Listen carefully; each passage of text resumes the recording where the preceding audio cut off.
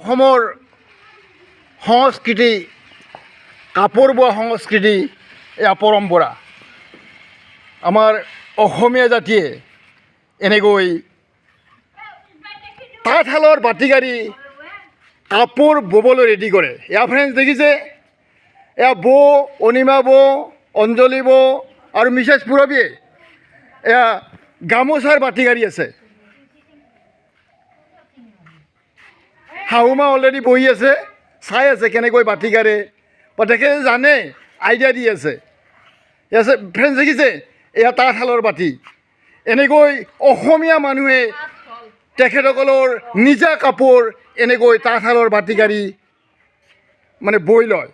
এয়া অসমৰ সংস্কৃতি, এয়া পৰম্পৰা, এয়া কৰ্ম সংস্কৃতি। ধন্যবাদ ফ্ৰেণ্ডছ।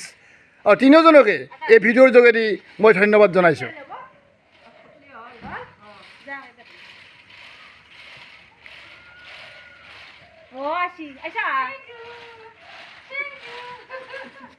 বাবু বাতিকাৰী চাইছা নেকি? এয়া বাবু, এয়া গামোচা বব, এয়া তাঁতশালৰ বাতি। বাবু চোৱা চোৱা কেনেকুৱা লাগিছে?